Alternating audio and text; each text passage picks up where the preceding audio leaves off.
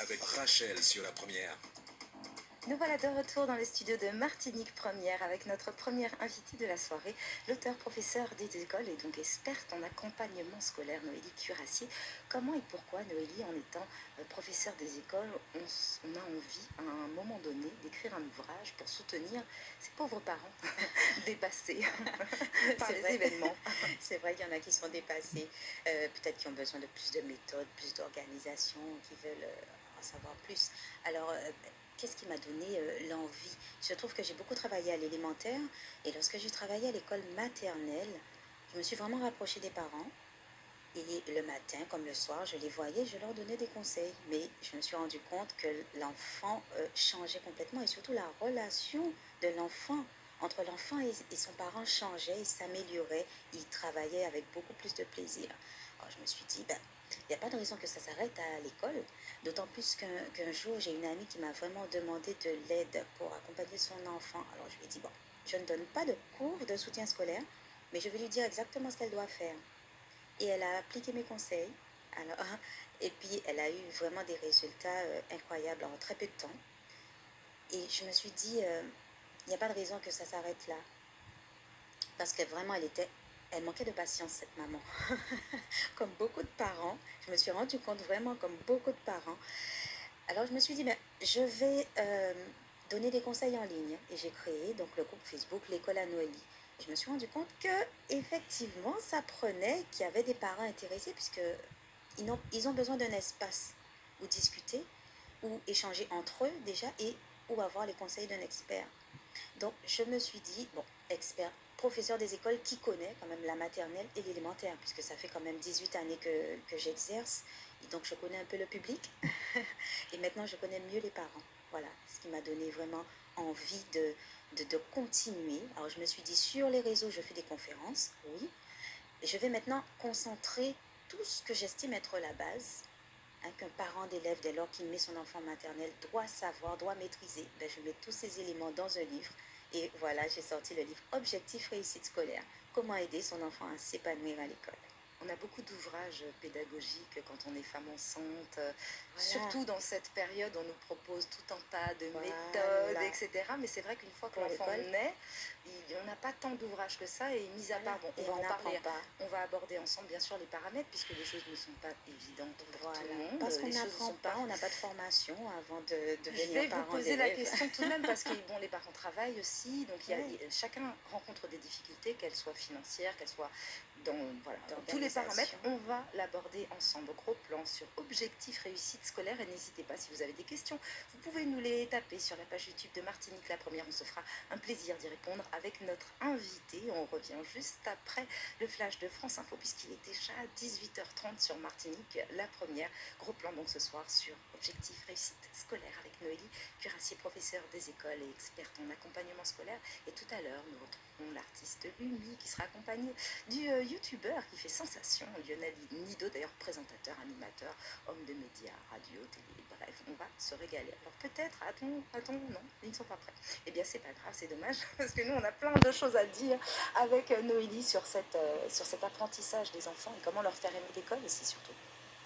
Et bien, comme je dis, comment leur faire aimer l'école? Il faut déjà qu'ils soient voilà, motivés. Comment les motiver? Mais c'est leur faire comprendre, leur donner du sens aux activités qu'on fait. C'est-à-dire faire le parallèle avec l'école et la vie de tous les jours. On revient tout de suite. Le flash de France Info tout de suite. L'info donc avec François Lepage. Au lendemain de l'attaque à la mosquée de Bayonne et après plusieurs semaines de controverses sur le voile, une réunion exceptionnelle du Conseil français du culte musulman. Avec Rachel sur la première. Nous avons déjà des réactions sur la page YouTube de Martinique la première. Odile nous dit tout est bon, quels que soient les moyens pour apprendre aux enfants. C'est une bonne démarche. Alors justement, tiens, on va commencer peut-être par vous poser la question, Noélie, un état des lieux sur la Martinique, vous qui êtes professeur des écoles, est-ce que nos enfants, ils aiment l'école? Il y en a une majorité, bien évidemment, heureusement encore, qui aime l'école.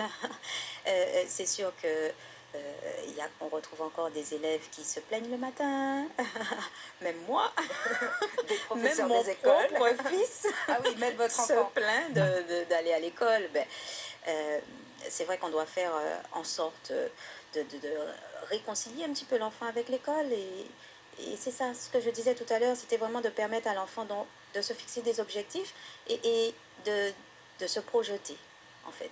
De voir un petit peu ce qu'il voudra faire plus tard et d'essayer de faire la corrélation avec ce qu'il apprend en ce moment à l'école. Voilà. Donc, faire les Ça, c'est toute la additions, faire les difficulté. mathématiques, voilà, Parce que pour ça me l'enfant, ça n'a pas de servira. rapport avec son quotidien, Voilà. ce que vous Voilà. dites. Et je prends souvent l'exemple de nous, lorsque nous allions à la boutique, ben, on voyait l'intérêt de compter l'argent et d'estimer la somme que nous rendrait la caissière. Et maintenant, on paye beaucoup avec la carte bleue, par exemple. Oui. Ouais. Et on n'envoie plus les enfants faire les courses. Oui. Voilà, mais ça, ce sont des petites actions, des responsabilités à leur donner pour que les enfants se rendent compte que ce qu'on apprend à l'école, ben, c'est réutilisable dans la vie de tous les jours. Alors ça, vous le dites, il y a plusieurs passages dans le livre qui sont intéressants. Bon, la première qui est très importante, et on va en parler bien sûr, c'est toute l'hygiène de vie, toute l'organisation de vie du quotidien qui font que déjà c'est la base qui va faire que l'enfant va aimer aller à l'école ou pas. Oui. Là, vous parlez aussi d'autres aspects, ces aspects de la relation entre le réel de l'enfant et l'école. Est-ce que vous trouvez, vous, que en étant professeur des écoles, est-ce que les méthodes évoluent suffisamment rapidement justement pour répondre au réel de nos enfants? Après, j'ai envie de dire, on a effectivement des programmes auxquels on doit se tenir, mais il y a ce qu'on appelle la liberté pédagogique quand même, et chaque enseignant peut essayer d'adapter ben, son enseignement au profil des enfants déjà. Et donc, on sait que les enfants, il y a autant d'enfants que de profils dans une classe. Donc, c'est pas évident de, de, de, de faire en sorte d'apporter la notion et qu'elle soit maîtrisée par tous d'une seule façon. Donc, on doit vraiment élargir notre façon de dispenser nos enseignements. Et justement, c'est une liberté pédagogique. Mais je voudrais dire justement aux parents de compléter, de compléter cet enseignement. Lorsqu'on a vu quelque chose en classe, c'est important que le parent réinvestisse un petit peu avec l'enfant, en lui demandant ce qu'il a vu, en lui demandant ce qu'il a compris, en faisant les devoirs s'il y en a, etc. Et plus le parent s'investit dans la scolarité de son enfant, meilleurs sont les résultats, ça c'est indéniable. Et c'est fort de ce constat que je me suis dit, il faut vraiment que je le dise à travers cet ouvrage, que tout le monde le sache parce que les résultats sont vraiment complètement différents lorsque le parent s'implique énormément dans la scolarité de son enfant. Au début de l'ouvrage, vous demandez aux parents quels étaient leurs rapports avec leur propre scolarité. Justement, parfois, les parents n'ont pas eu eux-mêmes des scolarités épanouies, on peut dire. Voilà. Donc, difficile aussi après de transmettre à son enfant un épanouissement aussi dans sa scolarité Oui. ou à l'école, ou peut-être même l'accompagnement est difficile Oui. pour certains parents qui Pour n'ont peut-être certains. pas fait beaucoup d'études ou qui n'ont que ça n'intéresse, enfin qui voilà, Oui, qui n'ont sont pas du tout envie d'entrer dans l'école, qui n'ont quelquefois même, pas même de s'ils bon en ont rapport envie, avec mais le moyen même aussi Oui. voilà, d'être concerné par les mathématiques, par ce qu'on fait à l'école. Alors moi j'ai envie de dire que l'essentiel c'est, oui, d'abord l'envie. Une fois qu'on a l'envie, c'est déjà beaucoup. C'est déjà beaucoup lorsqu'on veut accompagner son enfant. Après, on trouve les moyens. On peut demander de l'aide aux enseignants, par exemple, tout simplement. On n'a pas tendance à aller demander de l'aide aux enseignants. On peut dire, ben, je n'ai pas compris cette leçon, ou bien venir plus souvent aux réunions, par exemple. Excusez-moi de vous couper, Noélie, vous avez l'air adorable et je ne sais pas dans quelle école vous enseignez et on va se renseigner pour savoir si jamais on fait d'autres enfants. Mais tous les enseignants ne sont pas super disponibles. Pas tous. Bien que dernièrement, les Oui. classes sont passées à 10 élèves ou 8 élèves ou 9 élèves. L'enseignant lui-même est face à certaines problématiques parfois. Alors, je voulais juste revenir tout de même sur les paramètres. On parlait de paramètres. Bon, il y a ce paramètre tout de même de savoir. Voilà, le parent qui n'est pas non plus allé beaucoup à l'école, c'est difficile pour lui de lui demander de revoir tous les devoirs de son enfant. Puisque Oui, rapidement, après, mais je vais quand même préciser que normalement, il n'y a pas de nouvelles notions à étudier à l'école. Les notions sont à la maison. Les notions sont vraiment découvertes à l'école et méritent tout simplement d'être approfondies. Donc, il faut faire un travail d'approfondissement juste pour que l'enfant puisse mémoriser et bien classer ces informations dans sa mémoire à long terme. C'est ce qu'on demande aux parents. Donc, pas vraiment de découvrir. Normalement, l'enfant a fait le travail à l'école et il suffit d'approfondir, de réinvestir. Donc, c'est pour ça qu'on donne quelques exercices d'approfondissement, on va dire. Alors, il y a un élément important aussi, vous le disiez aussi un petit peu tout à l'heure, c'est qu'on apprend dans toute chose et de savoir aussi inculquer à nos enfants cette notion d'amusement en toute chose. Et donc, voilà, d'appliquer une forme d'apprentissage à la maison, Déjà de dans prise la de responsabilité. cuisine, Voilà. voilà, dans les tâches du quotidien, dans toutes ces choses-là. Alors, on va aussi parler des écrans, vous inquiétez pas, hein, on va en parler parce qu'il y a un petit passage dessus aussi. Ça démarre C'est comme ça, ça. c'est donner aux enfants déjà des responsabilités dès le plus jeune âge. Hein, dès 18 mois, un enfant sait déjà ranger ses chaussures, ranger ses jouets. Dès qu'il Oh, marche, il sait, il sait. Et souvent, les enfants veulent et nous, on a tendance un petit peu à les brimer, à faire pour eux. Et ce n'est pas toujours leur rendre service. Donc, donner un maximum de responsabilités, de tâches du quotidien et amener chaque fois une petite notion scolaire. Allez, on va mettre le couvert. Nous sommes 6, tu dois prendre 6 fourchettes, tu dois les poser à droite. 6 couteaux et les poser à gauche, c'est déjà une activité pour un enfant de 5 ans qui fait appel à d'énormes compétences. Donc la latéralisation, le fait de compter, de dénombrer, de placer. Donc au maximum, on va les intégrer dans la vie de tous les jours parce qu'ils peuvent. Et ça va vraiment les aider au niveau scolaire après de faire cette démarche, de s'organiser, d'appliquer, voilà, et de mémoriser. Voilà. Alors, on a plusieurs commentaires sur la page YouTube de Martinique la première. Alors déjà, Gusto nous demande comment devient-on experte en accompagnement. Je pense que vous l'avez expliqué, Noélie, c'est tout simplement par l'intermédiaire de votre parcours et d'expérience de professeur des écoles. Odile nous dit, l'école de maintenant et l'école d'avant, ce n'est plus pareil. Avant la maîtresse, le maître jouait un peu le rôle éducatif de parent. Et vous, dans votre introduction, vous dites un grand merci à votre maman. Alors, votre maman, elle était aussi maîtresse à la maison. Elle est enseignante. Bon, Ah. oui, elle nous a inculqué, on va dire, les valeurs. Les valeurs qui font de nous ce que nous sommes aujourd'hui. Oui. Oui. Rappelez la question Alors, vraiment. surtout qu'il y avait un rôle plus éducatif. Peut-être elle veut dire aussi, oui, c'est vrai que les professeurs. Mais les enseignants sont toujours, oui. toujours éducateurs. C'est-à-dire que nous ne sommes pas seulement là pour l'instruction, mais pour transmettre également toutes sortes de valeurs de vie collective, de vivre ensemble. Nous travaillons sur ça tous les jours, le comportement des enfants et tout, faire en sorte qu'ils forgent leur personnalité. Nous sommes là pour les accompagner et le parent également. D'ailleurs, vous les tutoyez dans le livre, Noélie. Oui. On revient sur ça dans une poignée de minutes, puisqu'on est dans l'afterwork. Alors, un peu de musique tout de suite, surtout avec la voix délicieuse de Johan Paniton sur la première. Avec Béa, le rendez-vous avec les experts du lundi au vendredi, 9h-10h. Alors, écoutez, bienvenue, merci d'être avec nous. Finance, justice, santé, déco, tout pour vous faciliter la vie. Mais c'est pas grave, j'adore ce que tu nous proposes. Bonjour Sandra. Avec Béa, le rendez-vous avec les experts sur la première. Bonne soirée sur la première. 18h, 20h, After Work avec Rachel sur la première. Gros plan ce mardi soir sur l'ouvrage donc de Noélie Cuirassier, professeure des écoles, experte en accompagnement scolaire, objectif réussite scolaire, comment aider son enfant à s'épanouir à l'école, et ça démarre bien sûr à la maison. Alors on était en train d'échanger hors antenne, un des gros soucis majeurs quand tout de même des enfants, on nous dit c'est bien que les parents s'intéressent à la vie scolaire de leurs enfants. Déjà bon, parfois avec le travail c'est pas évident. Si un parent finit à 19h, un chef d'entreprise, on en parlera avec Cindy Chéri, eh bien c'est difficile tout de même d'accompagner son enfant dans les devoirs, donc ça peut être le week-end, etc. Voilà, il faut trouver une organisation différente. Pas tout, hein, parce que le quotidien, enfin les devoirs c'est au quotidien qu'il faut être présent. De préférence, effectivement, mais lorsqu'on n'a pas le choix, effectivement, il faut essayer de pallier différemment. Donc on peut travailler le mercredi ou le week-end, voilà, mais essayer de faire un petit peu tous les jours, c'est la régularité qui paie. C'est comme la lecture quotidienne, j'ai envie de dire, c'est impératif. C'est impératif, c'est vraiment capital qu'un parent passe 15 minutes avec son enfant.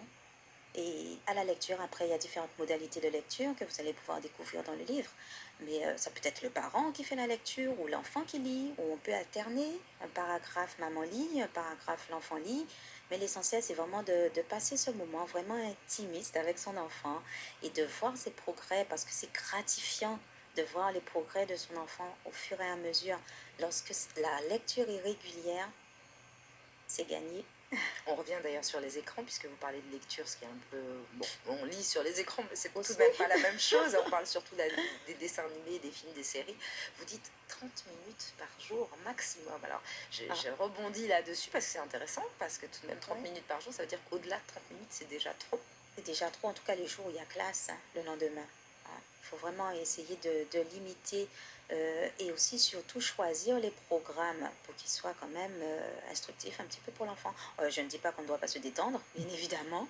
Et on peut... Mais il y a des programmes qui permettent aux enfants de se détendre et qui sont instructifs. Et qui sont instructifs, interactifs. Il y a des programmes très intéressants, justement, j'en parle aussi dans le livre.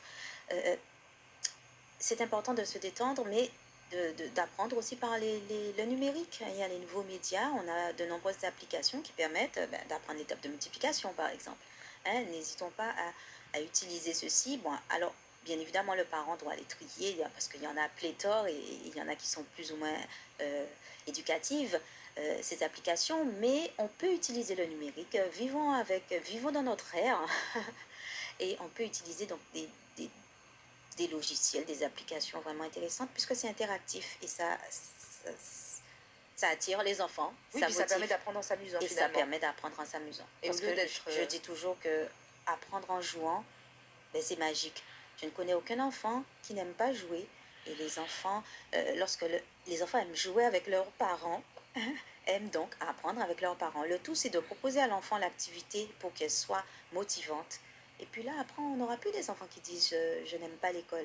Peut-être l'école différemment, mais en tout cas, j'aime travailler avec toi, maman, à la maison. Allons faire un jeu, parce qu'ils disent même pas allons travailler. Ils vont dire allons faire un jeu pour découvrir la conjugaison des verbes en ER au présent. Allons faire un jeu pour l'étape d'addition. Allons faire. Voilà. Il y a moyen d'amener toutes ces activités avec l'oral, avec le jeu. Et j'aime bien aussi faire les enfants ressentir par le corps, surtout les kinesthésiques, ressentir les choses. Donc, soit la manipulation, ou alors faire des mouvements, des gestes pour permettre de mémoriser certaines notions. C'est aussi, voilà, ce sont autant de méthodes, de moyens qui attirent les enfants. Les jeux un peu de mime, trouver ce que tu veux dire. Aussi, par mais les exemple, enfants aiment jouer à tout. à partir d'un certain âge tout de même. Hein. Oui. Après, il y a des jeux adaptés. Vous allez pouvoir trouver sur le Facebook L'école à Noélie des jeux à partir de la petite section, mais jusqu'au CM2, des jeux adaptés aux enfants. Après, on va aborder l'aspect économique aussi, parce qu'on aurait bien aimé tous avoir une salle de jeu très très fournie à la maison pour nos enfants, mais a fortiori, en Martinique, alors c'est vrai si on que va c'est acheter un certain jeu de mots, par exemple, Ouais. Alors voilà. moi, justement, tous les jeux que je propose sont pratiquement gratuits. Donc dès qu'on a des feuilles, des stylos, des crayons, créatif. Hein. Voilà, on fait des jeux d'étiquettes qui sont très efficaces et pas besoin de matériel, du matériel de la maison, vous verrez. Donc découvrez sur YouTube et sur le Facebook l'école à Noélie, vous allez avoir des idées d'activités. Alors, on revient sur ce tutoiement du parent dans votre livre qui nous fait nous sentir un petit peu comme un enfant par moment. Alors, je ne sais pas si c'est volontaire, mais on a l'impression aussi qu'en tant que parent, on est un peu des enfants dans la parentalité. C'est-à-dire qu'on apprend aussi tous les jours aussi à comprendre notre enfant, à savoir comment détecter, voilà, quand ça va pas. Bon, il y a tout un beau passage aussi sur voir si notre enfant est épanoui à l'école, lui poser des questions, savoir s'il y répond, savoir si, quand il rentre le soir, j'essaie comme on n'a pas beaucoup de temps, de montrer un petit peu les différents aspects que vous abordez, mais il y a aussi cet aspect bien sûr de la discipline individuelle, même si bon c'est pas peut-être quelque chose d'hyper figé, en tout cas le sommeil, les écrans, peut-être se faire un tableau à la maison, voilà, avec des horaires, même si des fois ça nous arrange qu'il reste 1h30 devant la télé parce que on est occupé. Je peux comprendre, et que, voilà, mais il faut faire attention, effectivement. Alors le tutoiement, j'ai vraiment voulu écrire un livre conversationnel, en fait, comme si je discute avec un ami, parce que les parents, j'ai cette relation de proximité avec ceux que je fréquente et avec mes lecteurs, donc naturellement, parce que je ne veux pas vraiment donner des leçons comme, même si y a le terme experte, mais je veux vraiment qu'on soit proche et je donne des conseils par rapport à mon vécu, par rapport à mon expérience avec les élèves et avec mes propres enfants surtout. Donc je comprends tout à fait les parents et j'ai voulu vraiment écrire un livre donc facile à lire, avec des anecdotes, avec de l'humour et vraiment propre à ce que j'ai vécu. Et vous parliez de discipline, effectivement, c'est important, c'est capital. Donc, le sommeil, on en a parlé, que les enfants dorment entre 10 et 12 heures par nuit, Et les puisqu'un parents aussi, hein. enfant... Vous Et, dites aussi. mais oui, je dis vraiment que plus on couche les enfants tôt, ben plus nous, on est tranquille. Ouais. C'est important, donc profitons-en, pourquoi pas. Donc, un enfant qui dort bien, c'est un enfant qui va se réveiller déjà seul le lendemain, mais vraiment apte aux apprentissages. C'est un enfant qui sera motivé déjà, qui sera de meilleure humeur que s'il n'a pas suffisamment dormi ou que s'il a mal dormi. C'est un enfant qui sera plus motivé à aller travailler et c'est un enfant qui sera concentré pendant les apprentissages. L'enfant qui est concentré comprend, apprend et mémorise mieux. Donc c'est vraiment essentiel. Après, l'enfant qui a bien dormi, il faut aussi que les enfants s'alimentent correctement. D'accord? Donc ça c'est le rôle du parent. On n'imagine pas à quel point l'alimentation influe sur nos capacités cognitives, sur le cerveau. Le cerveau quand même, il dépense 20% de ce qu'on ingère. Donc on en a vraiment besoin, il faut s'hydrater et manger vraiment correctement pour travailler bien, pour être concentré. Donc les parents se plaignent de motivation, de concentration beaucoup. Mais déjà, ces 2 points sont essentiels. En plus, on l'a vu, des activités, des écrans, on a dit qu'il faut limiter les écrans, mais aussi permettre aux enfants de faire des activités physiques, alors que ce soit sportives ou pas. Hein, des activités motrices, des activités physiques. L'enfant a besoin de découvrir son environnement, de se dépenser, de faire, de grimper, de ramper, de bouger, de shooter dans un ballon, De se lâcher. de se lâcher. Et souvent, on demande aux enfants après une journée de classe, venir faire les devoirs, alors qu'il ne s'est pas encore dépensé, mais on veut qu'il soit concentré. C'est difficile. Oui, c'est pas au C'est retour. Ça, je difficile. vous entendais, vous étiez avec Béa, et vous Oui. disiez justement que non, c'est surtout pas quand on rentre de l'école Pas directement. qu'on doit faire les devoirs, on doit avoir ce petit moment de Et pause, le parent aussi. le goûter, voilà, avoir ce petit moment peut-être aussi convivial en famille. Oui. Alors, de toute façon, bien sûr, ça va être difficile d'aborder tous les aspects de ce très bel ouvrage à vous procurer d'urgence, parents et pourquoi pas aussi professeurs des écoles, puisque Oui. vous accompagnez aussi les professeurs des écoles. Peut-être vous faites des interventions dans les Alors, écoles, je fais non? des interventions, mais principalement vraiment à l'attention des parents d'élèves. D'accord? Dans les associations de parents d'élèves m'invitent à faire des interventions et je fais des conférences également en ligne. Donc là, c'est pratique pour tout le monde. On est chez soi Et on peut participer, et on peut peut vous poser. participer. Donc, il y en aura une ce dimanche. Il suffira juste d'aller sur le site www.lecoleanoeli.com, LEKOLANWELY.com, et puis vous vous inscrivez. C'est une conférence voilà, gratuite, totalement gratuite, que j'offre aux parents d'élèves qui me suivent. Voilà, si vous voulez savoir comment vraiment avoir un enfant épanoui. Vous êtes une passionnée. On n'en a pas parlé, mais on parle souvent dans cette émission des bienfaits de l'art et des activités artistiques. Et vous en parlez aussi, vous, on vous a forcé à faire du piano, par exemple. Et ça vous plaisait pas trop, même si, a fortiori, vous avez toujours un piano et vous souhaiteriez vous avez faire du bien piano. lu. On a bien lu. Donc, on poursuit. Les activités artistiques aussi, c'est un Également. élément important, mais on a toujours les paramètres économiques. Heureusement, il y a Voilà. des superbes associations qui Et proposent comme quand on même. peut, de toute façon, le parent idéal n'existe pas. On fait comme on peut, on offre à l'enfant ce qu'il veut déjà dans le moment et puis ce qu'on peut faire. Parce que c'est pas évident non plus d'aller tous les jours emmener les enfants en activité. Et puis il faut pas que son enfant soit trop non plus Avec un agenda de ministre. occupé, Oui. voilà, parce que l'enfant a besoin de temps pour lui. On se rend pas compte. Mais il a vraiment besoin de temps pour lui. Merci infiniment Noélie Curassier. L'ouvrage s'appelle Objectif réussite scolaire, comment aider son enfant à s'épanouir à l'école. Rendez-vous sur la page L'école à Noélie, donc sur Facebook, Et je voulais votre site internet. Oui. également inviter les parents au parc Tivoli, donc ce jeudi, au parc Tivoli, pour 2 conférences, donc en physique à 10h et à 18h. Et dimanche, la conférence en ligne. Vous pouvez me contacter Voilà, au l'infoline. 06 90 53 43 11. Eh bien écoutez, vous revenez quand vous voulez, on aura encore plein de questions à vous poser, Noélie Ce sera Curassier. avec grand plaisir. Merci infiniment pour Sur Musique avec Techno, Skeletoon, et n'hésitez pas à envoyer vos questions, on se fera un plaisir de les transmettre à notre invité. Merci beaucoup. Merci.